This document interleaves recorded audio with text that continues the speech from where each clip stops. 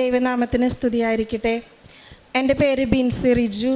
ഞാൻ Chalakudy cent Mary's ഫൊറോന ചർച്ചിൽ നിന്ന് വരുന്നു. ഞാൻ ഉടമ്പടി എടുത്തത് 11/11/2022 അതിനു മുമ്പേ 2016 തുടങ്ങി അപ്പച്ചൻ ഉടമ്പടിയിലായിരുന്നു. എൻ്റെ വിവാഹം നടക്കുന്നത് 2019 സെപ്റ്റംബർ 28 2 വർഷങ്ങൾക്ക് ശേഷമാണ് മാതാവിൻ്റെ ഉടമ്പടി പ്രകാരം ഞങ്ങൾക്ക് ഈ 2 കുഞ്ഞുമക്കളെ മാതാവ് ദാനമായി തന്നത്. എൻ്റെ പ്രഗ്നൻസി പീരീഡ് എന്ന് പറയുന്നത് 4-ാം മാസത്തിൽ ബ്ലീഡിങ് വന്ന് അബോർഷനാവുമെന്ന് പറഞ്ഞായിരുന്നു. ഡോക്ടർ സ്റ്റിച്ച് ഇട്ടു. പിന്നെ ബെഡ് റെസ്റ്റ് ആയിരുന്നു. അതിനുശേഷം കൊറോണയുടെ സമയമായിരുന്നു. അതിൽ സ്റ്റാർട്ടിങ്ങിൽ തന്നെ എനിക്ക് കൊറോണ കിട്ടി. വീട്ടിൽ അപ്പച്ചനും അമ്മച്ചിക്കും കൊറോണ അതിനോടൊപ്പം വന്നു. ഭയങ്കര ബുദ്ധിമുട്ടോടുകൂടിയാണ് മുന്നോട്ട് പോയിരുന്നത്. 32 ആഴ്ചയായപ്പോഴേക്കും ഡേറ്റ് പറഞ്ഞ സമയത്തിന് മുൻപ് ഞാൻ ഡെലിവറി ആയി. അതും പെട്ടെന്ന് ബ്ലീഡിങ് വന്ന് അങ്ങനെയായിരുന്നു. ഒരുപാട് പ്രാർത്ഥിച്ചതിൻ്റെ ഫലമായി മാതാവ് യാതൊരുവിധ ബുദ്ധിമുട്ടും കൂടാതെ ഒരു നോർമൽ ഡെലിവറിയിലൂടെ ഈ 2 കുഞ്ഞുമക്കളെയും ഞങ്ങൾക്ക് ദാനമായി നൽകി. മാതാവിനും തിരുക്കുമാരനും ഒരുപാട് നന്ദി പറയുന്നു.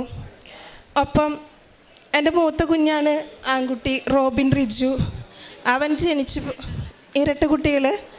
അവൻ ജനിച്ച് കഴിഞ്ഞപ്പോൾ അവൻ്റെ ഒരു തലയുടെ ഒരു സൈഡ് ഒട്ടിയാണ് ഇരുന്നിരുന്നത്. അതായത് ഒരു സൈഡ് നന്നായി വീർത്തും മറ്റേ സൈഡ് കുറച്ച് ഉള്ളിലേക്ക് കുറച്ചെന്നല്ല നന്നായിട്ട് നമുക്ക് തോന്നുമ്പോൾ തന്നെ ഒരു അബ്നോർമാലിറ്റി കാണുമായിരുന്നു. ഒരു ചെവിക്കും കവളിനും അങ്ങനെ തന്നെയായിരുന്നു ബുദ്ധിമുട്ട്. അപ്പോൾ കൊറോണയുടെ സമയമായ കാരണം കൊണ്ട് നമുക്കിവിടെ വരാനോ പള്ളിയിൽ പോകാനോ ഒന്നും പറ്റാത്ത സമയമായിരുന്നു. പക്ഷേ അമ്മച്ചിയുടെ പരിപൂർണമായ ഒരു വിശ്വാസം കൊണ്ട്, മാതാവിനുള്ളൊരു വിശ്വാസം കൊണ്ട് വിശുദ്ധ തൈലം എന്നും എൻ്റെ മോൻ്റെ തലയിലും നെറ്റിയിലും കുരിശ് വരച്ച് വിശ്വാസ പ്രമാണം ചൊല്ലി പ്രാർത്ഥിച്ചത് കുളിപ്പിക്കുമ്പോഴൊക്കെ നന്നായി ഒഴിഞ്ഞ് ഇട്ടതിൻ്റെ ഫലമായി അവനെ യാതൊരു കുഴപ്പവും കൂടാതെ മാതാവ് ഞങ്ങൾക്ക് തിരിച്ചു തന്നു. ആ മകനാണ് ഇപ്പോൾ അപ്പച്ചൻ്റെ കയ്യിലിരിക്കുന്നത്. ശരിക്കും ഇപ്പോൾ നോക്കിക്കഴിഞ്ഞാൽ അങ്ങനെ ഒരു ബുദ്ധിമുട്ടുണ്ട് എന്ന് പോലും ഒരാൾ നോക്കിക്കഴിഞ്ഞാൽ പറയില്ല. ആ ഒരു വിധത്തിൽ മാതാവ് ഞങ്ങൾക്കത് ശരിയാക്കി തന്നു. പിന്നെ 1.5 വയസ്സുള്ളപ്പോൾ അവന് പെട്ടെന്നൊരു പനി വരികയും 2 ദിവസം അവിടെ ചാലക്കുടി തന്നെ ഹോസ്പിറ്റലിൽ അഡ്മിറ്റ് ആവുകയും ചെയ്തു. അതിനുശേഷം ഞങ്ങളവിടെ ഹോസ്പിറ്റലിലായിരുന്നപ്പോഴാണ് ഞാനൊന്ന് ശ്രദ്ധിച്ചത്, അവൻ്റെ ജനനേന്ദ്രിയത്തിൻ്റെ ഒരു സൈഡിലായിട്ട് ഒരു ചെറിയൊരു തടിപ്പ് പോലെ, ഒരു വെള്ളം കെട്ടി നിൽക്കണ പോലെ എനിക്ക് തോന്നി. ഞാൻ അപ്പോൾ തന്നെ ഡോക്ടറെ കാണിച്ചു.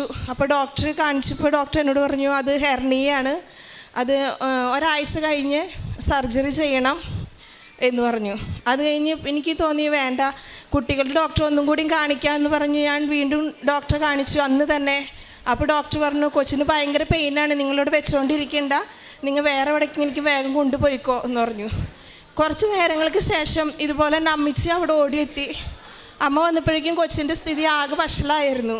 അവൻ ആകെ അബോധാവസ്ഥയിലായിരുന്നു. പനി കൂടി അങ്ങനത്തെ ഒരു ബുദ്ധിമുട്ടിലായിരുന്നു അവൻ. ഞാൻ വേറൊന്നും മനസ്സിൽ വിചാരിച്ചില്ല. ഞാൻ പറഞ്ഞു എൻ്റെ മാതാവേ, നീ തന്നെ ഞങ്ങളുടെ മുമ്പോട്ട് പോകണം, ഞങ്ങൾക്ക് എന്തിട്ടൊരു വഴി കാണിക്കണം, എങ്ങനെയാണ് ഞങ്ങൾ പോകേണ്ടതെന്നോ എവിടേക്ക് പോകേണ്ടതെന്നോ ഞങ്ങൾക്കറിയില്ല. എൻ്റെ ചേട്ടനാണെങ്കിൽ ഇവിടെ ഇല്ല, ആൾ പുറത്താണ്.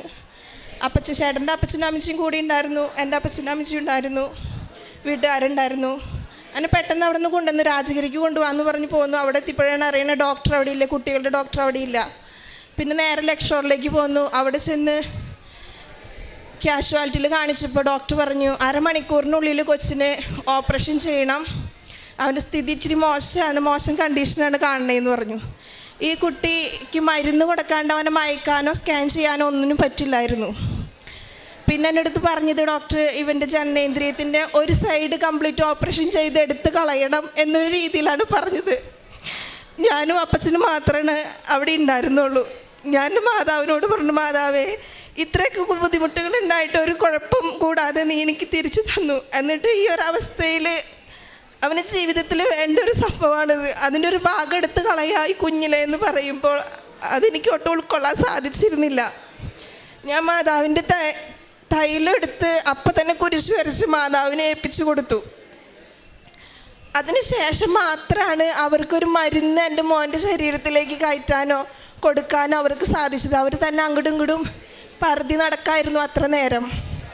തൈലെടുത്ത് കൊടുത്തതിന് ശേഷമാണ് നഴ്സുമാർക്ക് അവന് മയക്കാനുള്ള മരുന്ന് കൊടുക്കാൻ സാധിച്ചത്. സ്കാനിങ്ങിന് കൊണ്ടുപോയി അവർ ഇതുപോലെ തന്നെയാണ് റിസൾട്ട് പറഞ്ഞത്. അത് കഴിഞ്ഞ് കുറച്ച് നേരം കൂടി വെയിറ്റ് ചെയ്യാൻ പറഞ്ഞു. അങ്ങനെ മണിക്കൂറുകൾ കടന്നുപോയി. ഒരു ദിവസം കഴിഞ്ഞു. പിറ്റേ ദിവസം വീണ്ടും സ്കാനിങ്ങിന് കൊണ്ടുപോയി. ഇതുപോലെ തന്നെയാണ് ഏകദേശം പറഞ്ഞത്. ഞങ്ങൾക്ക് നല്ല പേടിയായിരുന്നു. അപ്പോഴേക്കും അടുത്ത കൊച്ചിന് പനി വന്നു, കഫക്കെട്ടും അങ്ങനത്തെ ബുദ്ധിമുട്ടുകളായി അവളെയും അവിടെ അഡ്മിറ്റാക്കി. മൂന്നാമത്തെ ദിവസം മെയിനായിട്ടുള്ള ഡോക്ടർ വിളിച്ച് ഞങ്ങളുടെ അടുത്ത് പറഞ്ഞു, ഇത് എന്തോ വലിയ അത്ഭുതം നടന്ന പോലെ തന്നെയാണ് ഞങ്ങൾക്ക് തോന്നുന്നത്. കാരണം കൊച്ചിന് വേറെ ഓപ്പറേഷൻ ചെയ്യേണ്ടതായിട്ടുള്ള ഒരു കാര്യവും അവിടെ കാണുവാനില്ല.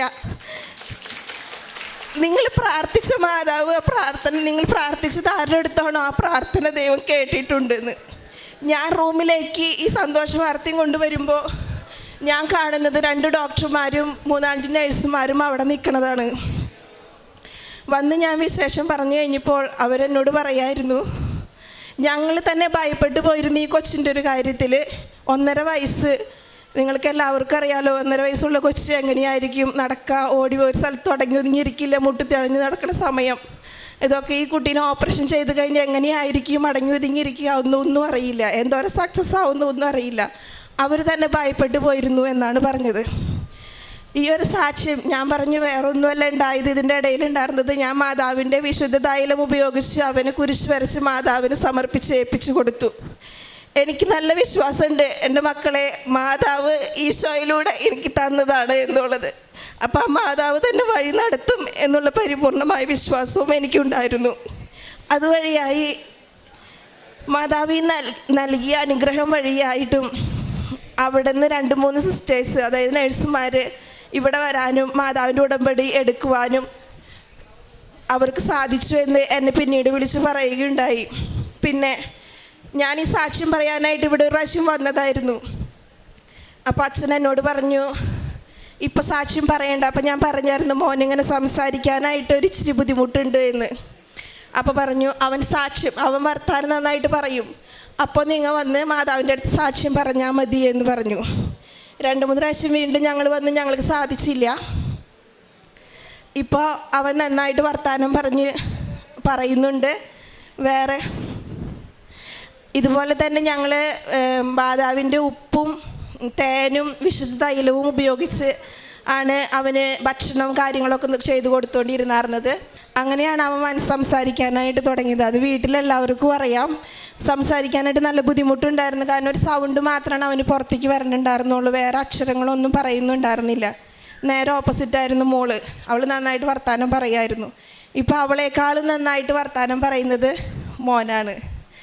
ഈശോയ്ക്കും തിരുക്കുമാരനും ഞങ്ങളുടെ ജീവിതത്തിൽ അനുവദിച്ചു തന്ന എല്ലാ അനുഗ്രഹങ്ങൾക്കും നന്ദി പറയുന്നു. ഒപ്പം ഞങ്ങളുടെ സാക്ഷ്യം പറയുവാനായിട്ട് വൈകിയതിന് ഒരുപാട് മാപ്പ് ചോദിക്കുന്നു. കാരുണ്യ പ്രവർത്തികൾ എന്നാൽ സാധിക്കുന്ന വിധം മറ്റു പലരെയും ഞാൻ സഹായിക്കാറുണ്ട്. ഞാനിപ്പോൾ ഒരു ഓട്ടോറിക്ഷ വിളിച്ചാണ് വീട്ടിലേക്ക് പോകുന്നുണ്ടെങ്കിൽ 30 രൂപയാണെന്നുണ്ടെങ്കിൽ എന്നാലാകുന്നത് അവർക്ക് ഞാൻ കൊടുത്ത് അവർക്ക് സഹായിക്കും. പിന്നെ ഇടയ്ക്ക് ഭക്ഷണം വെച്ച് ഞാൻ കൊണ്ടു കൊടുക്കുവാറുണ്ട്. പിന്നെ രോഗികൾക്കായാലും ഇടയ്ക്ക് അവർക്ക് മരുന്ന് വാങ്ങിക്കാനായിട്ട് പൈസ അങ്ങനെയുള്ള സാഹചര്യങ്ങൾ ചെയ്തു കൊടുക്കാറുണ്ട്. എൻ്റെ പ്രാർത്ഥനാ ജീവിതം എന്ന് പറയുന്നത് രാവിലെ എഴുന്നേറ്റ് പ്രാർത്ഥിക്കാറുണ്ട്. അതുപോലെ തന്നെ 3 മണിക്ക് പലപ്പോഴും 3 മണിയാകുമ്പോൾ കണ്ണുറക്കും, അപ്പോൾ പ്രാർത്ഥിക്കാറുണ്ട്. പിന്നെ കൂടുതലായിട്ടും പ്രാർത്ഥിക്കുന്നത് ചേട്ടന് വേണ്ടിയിട്ടാണ്. പിന്നെ എൻ്റെ സ്വഭാവത്തിൽ വന്ന മാറ്റം എന്ന് വെച്ച് കഴിഞ്ഞാൽ എനിക്ക് ക്ഷമിക്കാനായിട്ടും ഭയങ്കര ദേഷ്യപ്രകൃതി ഉണ്ടായിരുന്നു. പക്ഷെ ക്ഷമിക്കാനായിട്ട് എനിക്ക് സാധിക്കുന്നുണ്ട്. എന്തെങ്കിലും കുറവുകൾ കണ്ടു കഴിഞ്ഞ് കഴിഞ്ഞിട്ടുണ്ടെങ്കിൽ അത് ക്ഷമിച്ച് അവരോട് കാണിച്ച് എന്നിട്ട് കാണുമ്പോൾ പെട്ടെന്ന് ദേഷ്യപ്പെടാണ്ട് ഒഴിഞ്ഞു മാറി പോകാനായിട്ട് ശ്രമിക്കാറുണ്ട്.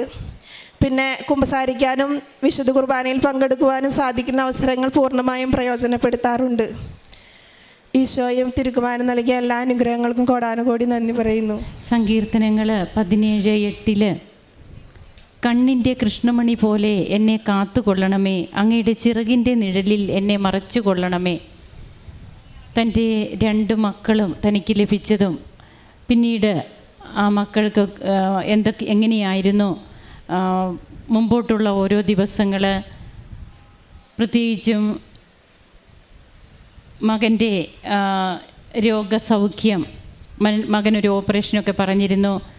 ആ ഒരു അവസ്ഥയിൽ നിന്നൊക്കെ ഓപ്പറേഷനേ വേണ്ട എന്നുള്ള അവസ്ഥയിലേക്ക് വരുന്നത്, മകൻ സംസാരിക്കുന്നത്, ഇതൊക്കെയാണ് നാം ഇവിടെ കേട്ടത്.